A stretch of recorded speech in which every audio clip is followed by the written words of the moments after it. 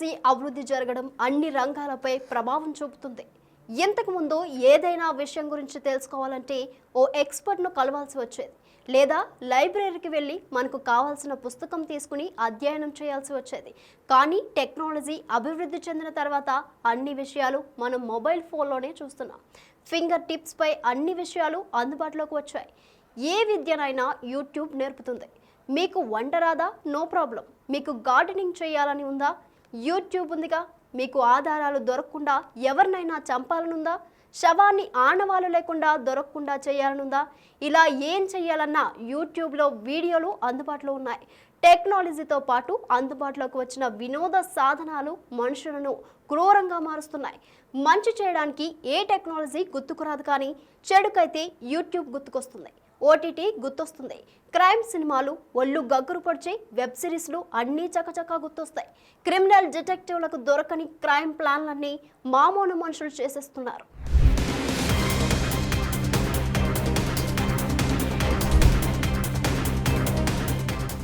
మనుషులలో రాను రాను సున్నితత్వం కనుమరుగవుతుంది.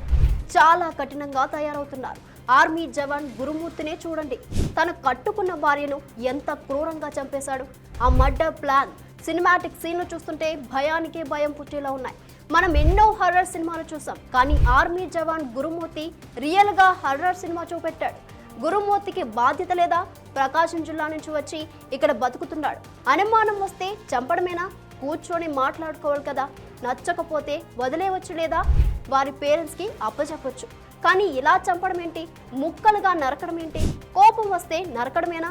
మానవత్వం ఎక్కడికి పోయింది? భార్య భర్త అనే బంధువులకు అర్థమేది? కోపాన్ని కంట్రోల్ చేసుకోలేదు గురుమూర్తి. క్లూస్ దొరకకుండా ఎలా చంపాలో యూట్యూబ్లో సెర్చ్ చేశాడు. భార్యను చంపి ముక్కలుగా చేసి కుక్కర్లో ఉడకబెట్టి ఆ తర్వాత ఆరబెట్టి పొడి చేసి చెరువులో కలిపేశాడు. ఇదంతా యూట్యూబ్ మహత్యమే కదా. గురుమూర్తి ఒక్క రోజులోనే ఏదో ఆవేశంలో చేసిన పని కాదు ఇది. ఆనవాళ్లు దొరకకుండా ఎలా చంపాలి అనే విషయంలో చాలా రీసెర్చ్ చేశాడు. క్రైమ్ థ్రిల్లర్ సినిమాలు, హర్రర్ సినిమాలు, సీరియల్ మర్డర్ సినిమాలు చాలా చూశాడు. కత్తి ఎక్కడ కొనాలి, కవర్లు ఎక్కడ పారేయాలి, రక్తం రాకుండా ఏ రసాయనాలు వాడాలి, బయటకు వాసన రాకుండా ఎలాంటి యాసిడ్లు పోయాలి వంటివన్నీ సినిమాలలో చూసి తెలుసుకున్నాడు. ఈ మధ్య కాలంలో రీసెంట్గా సూక్ష్మదర్శిని అనే మలయాళం మూవీ ఓటీటీలోకి వచ్చింది. సొంత చెల్లినే చంపేసి చిన్న క్లూ కూడా దొరకకుండా రసాయనాలతో బాడీనంతా ద్రవంలో మార్చేసి డ్రైనేజీలోకి వదులుతారు. గురుమూర్తి ఈ సినిమాను ఖచ్చితంగా చూసే ఉంటాడు. కుక్కర్లో ఉడికించడం, పొడి చేసి చెరువులో వేయడం వంటివన్నీ సూక్ష్మదర్శిని లాంటి సినిమాలు నేర్పినవే. డెడ్ బాడీని ఎలా మాయం చేయాలో తెలుసుకునేందుకు దృశ్యం సినిమాలు చాలాసార్లు చూశాడు. ఇది నేటి సినిమాలో నేర్పే నాలెడ్జ్.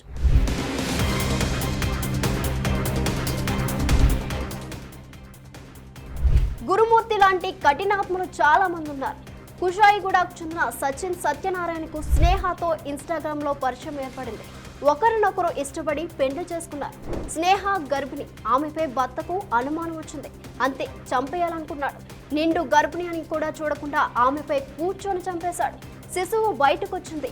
ఇలాంటి ఐడియాలు ఎలా వస్తాయి? ఎక్కడ చూసి నేర్చుకుంటున్నారో ఓసారి ఆలోచించండి. ఈ మధ్య కాలంలో వచ్చిన మరో crime cinema curries and cyanide. ఇది కూడా మలయాళ సినిమానే.